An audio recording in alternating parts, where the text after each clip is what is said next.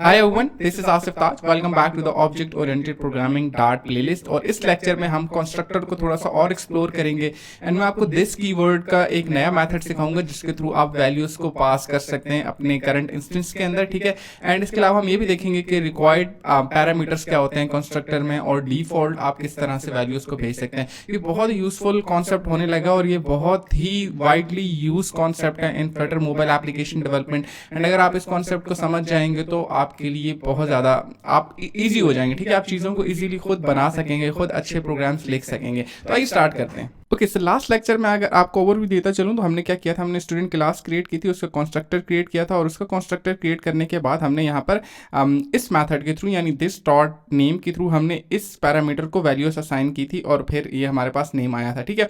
अब यहाँ पर अगर हम इस दिस को रिमूव कर देंगे, ये ओल्ड कॉन्सेप्ट है, जस्ट आपको रिव्यू करने के लिए जो हमने ऑलरेडी लास्ट लेक्चर में पढ़ा था। यहाँ देखिए नेम आपके पास नल आ गया। क्यों नल आ गया? बिकॉज ये नेम यहाँ पर आ गया और नेम जो है वो इस इंस्टेंस को असाइन नहीं हुआ। ये वाला जो पैरामीटर है इसको असाइन नहीं हुआ। इसको असाइन नहीं हुआ जब हम इसको प्रिंट कर रहे हैं इसको, ठीक है। क्योंकि ये जो देखें ये ब्रैकेट है ना, तो इसका स्कोप यहाँ पे खत्म हो जाता है इस नेम का, ठीक है। इसका स्कोप यहाँ पे खत्म हो जाता है तो आप इसको बाहर नहीं कर सकते। जब आप दिस कीवर्ड यूज कर लेते हैं तो आप क्या करते हैं, आपकी जो भी वैल्यू आ रही है वो आप इस पैरामीटर में स्टोर कर रहे हैं दिस कीवर्ड के थ्रू, और इसके जितने मल्टीपल ऑब्जेक्ट्स होंगे तो उसको पता होगा कि ये वैल्यू इस ऑब्जेक्ट की है, ठीक है।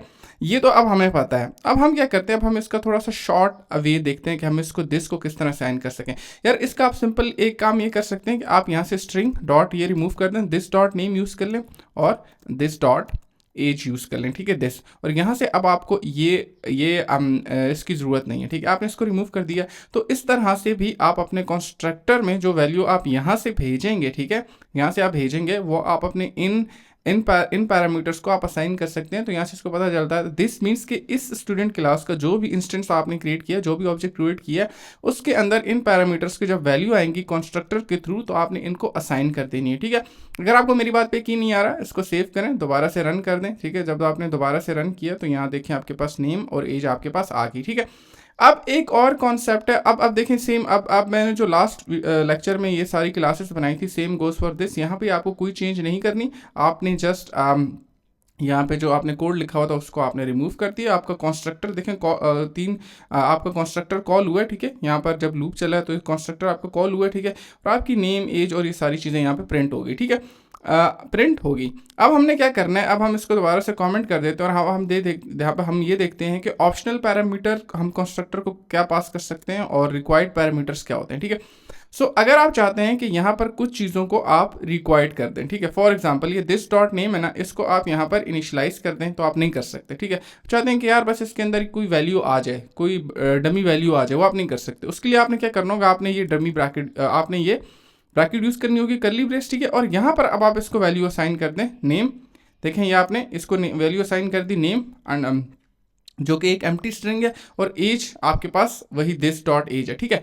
अब यहाँ पर जाएं तो अब आपके पास एरर आ रहा है। एरर क्यों आ रहा है, ठीक है, क्योंकि अब यहाँ पर आपने इसको नेम प्रोवाइड करना है। अगर आप ये नेम नहीं प्रोवाइड करेंगे कोई बात नहीं, बाय डिफॉल्ट, ठीक है। लेकिन अब आप यहाँ पर एज पैरामीटर और एज के अंदर जो भी वैल्यू अब आई, जब आप ब्रैकेट यूज कर लेते हैं ना, ये वाली ब्रैकेट, ठीक है, ये जब आप ब्रैकेट यूज कर लेते हैं कर्ली ब्रेसेस, ठीक है, तो यहाँ पर फिर आपने पैरामीटर का नेम यूज करना होता है। तो ये आपने एज इसको प्रोवाइड कर दी, ठीक है।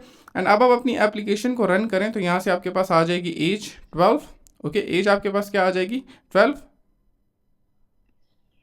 देखें एज 12 और नेम अब आपके पास नल नहीं आ रहा। क्यों नल नहीं आ रहा? क्योंकि बाय डिफॉल्ट जब ये कंस्ट्रक्टर क्रिएट हुआ तो इसके अंदर आपने वैल्यूज को क्या असाइन कर दी, इसको आपने नेम एम्प्टी असाइन कर दी, ठीक है। अब कुछ पैरामीटर रिक्वायर्ड होते हैं, जैसे आप लेट से हम ईमेल की बात कर देते हैं, ठीक है। लेट से स्टूडेंट क्लास है ना, तो स्टूडेंट का जो अकाउंट बनता है वो ईमेल पे बनता है, ऑफ कोर्स हमें पता है, ठीक है। इसको आप ईमेल पे बनता है तो हम इसको कहेंगे कि रिक्वायर्ड दिस डॉट ईमेल, ठीक है। अब ये वाला ईमेल अगर आप नहीं प्रोवाइड करेंगे ना, यहाँ पे देखें आपको ये एरर दे रहा है और ये देखिए आपको बता भी रहा है कि इस कंस्ट्रक्टर में इसको ये रिक्वायर्ड क्या है, ईमेल।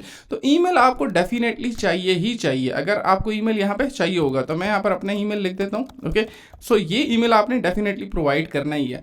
अगर सिमिलरली आप एज को भी वो करना चाहते हैं कि एज स्टूडेंट की, तो आप तो यहाँ पे इसको 0 के साथ इनिशियलाइज करते हैं फॉर एग्जाम्पल। अब आप एज यहाँ से नहीं प्रोवाइड करेंगे ना, यहाँ से आप एज नहीं प्रोवाइड करेंगे तो कोई बात नहीं, वो उसको 0 असाइन कर देगा। और ईमेल क्योंकि रिक्वायर्ड है यहाँ पे हमें, ईमेल क्या है, ये हमें रिक्वायर्ड है, तो ये डेफिनेटली हमें चाहिए ही चाहिए, ठीक है। सो यहाँ से हम अपनी एप्लीकेशन को दोबारा से रन करेंगे तो देखें अब आपके पास ओके हमने ईमेल प्रिंट नहीं किया ना, सो हम यहाँ से इसको कॉपी कर लेते हैं दोबारा से और यहाँ पर हम ईमेल लिख देंगे और इसको सेव करेंगे और दोबारा से रन करेंगे तो यहाँ पर देखें अब आपके पास ईमेल आ गया और बाय डिफ़ॉल्ट पैरामीटर्स नहीं आए। अब बाय डिफ़ॉल्ट को आप यहाँ से ओवरराइड भी कर सकते हैं। फॉर एग्जांपल यहाँ पे नेम और यहाँ से आप इसको बता दें इमरान खान।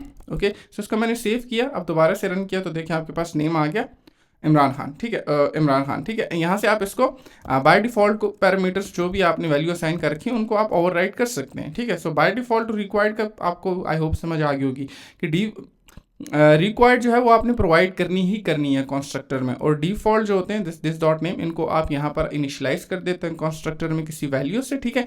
तो उनको आप अगर वैल्यू पास करें ना करें कोई फ़र्क नहीं पड़ता, लेकिन अगर आपके पास डेटा होगा तो आप करेंगे और अगर नहीं होगा तो आप नहीं करेंगे, ठीक है। अब सेम ये जो हमने यहाँ पर स्टूडेंट के अंदर कंस्ट्रक्टर को किया था, ठीक है, तो आपको याद हो तो हमने स्टूडेंट की क्लास भी लिखी थी हमने उसकी लिस्ट भी क्रिएट की थी। अब यही सेम पैटर्न आपको यहाँ पे भी नजर आएगा। अब क्या होगा, आपने अब ये वाली स्टूडेंट की क्लास आपने यहाँ से कॉपी करनी है, यहाँ पर आपने इसको पेस्ट कर देना है, ठीक है। नीचे भी पेस्ट कर दें, नीचे भी पेस्ट कर दें और आप इसको बाकी इस वाले को रिमूव कर दें और यहाँ पे आप कॉमा ऐड कर दें। अब ईमेल और यहाँ से एज इसको आप चेंज कर सकते हैं एज दैट, ठीक है, जो भी आप नेम करना चाहते हैं। एज आप 22, अगर यहाँ से आप एज नहीं प्रोवाइड करना चाहते कोई बात नहीं, यहाँ से आप नेम नहीं प्रोवाइड करना चाहते कोई बात नहीं, लेकिन जब आप कहेंगे ना कि ईमेल भी नहीं है तो यहाँ पे आपके पास एरर आएगा। वो क्या आएगा, ठीक है, अगर आप इसके ऊपर देखें तो आपको खुद बता रहा है कि ईमेल इज़ रिक्वायर्ड। ये वाला पैरामीटर आपको डेफिनेटली कंस्ट्रक्टर में भेजना ही भेजना है, अगर आप नहीं भेजेंगे तो फिर एरर आएगा, ठीक है। अब आप इसको रन करें और जब लूप चलेगा ना तो लूप में क्योंकि हमने ईमेल को तो प्रिंट किया नहीं था, सो यहाँ पर हम आ जाते हैं, ईमेल प्रिंट कर देते हैं नेम की जगह और एज प्रिंट कर देते हैं, और सॉरी नेम प्रिंट कर देते हैं, ठीक है। सेव करते हैं और दोबारा से रन करते हैं।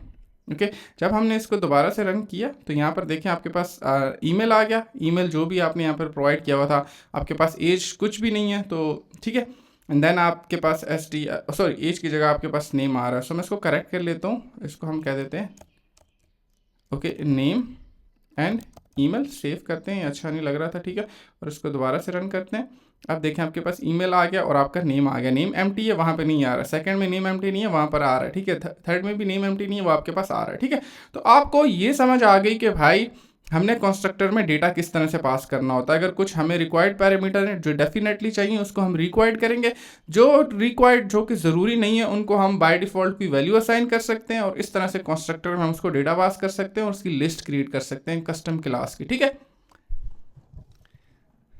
सो आई होप आपकी वीडियो पसंद आएगी। इस वीडियो के लिए इतना ही। नेक्स्ट वीडियो में हम एक छोटा सा लाइब्रेरी मैनेजमेंट सिस्टम बनाएंगे उन कॉन्सेप्ट के बेस्ड के ऊपर जो कि हम ऑलरेडी सीख चुके हैं, जिसमें क्लासेस, कंस्ट्रक्टर, ऑब्जेक्ट्स क्रिएट करना, लिस्ट एटसेट्रा और चीज़ों को मॉडिफाई करना, उसके ऊपर छोटा सा लाइब्रेरी मैनेजमेंट सिस्टम बनाएंगे ताकि आपके जितने भी कॉन्सेप्ट्स आप सीख चुके हैं उनका प्रैक्टिकल यूज़ भी देख सकेंगे कि यार इनका प्रैक्टिकल यूज़ केस क्या है, ठीक है। सो आई होप आपकी वीडियो पसंद आएगी। वीडियो पसंद आई लाइक करें, शेयर करें, सब्सक्राइब करें। Thank you so much for watching this and I will see you in the next one.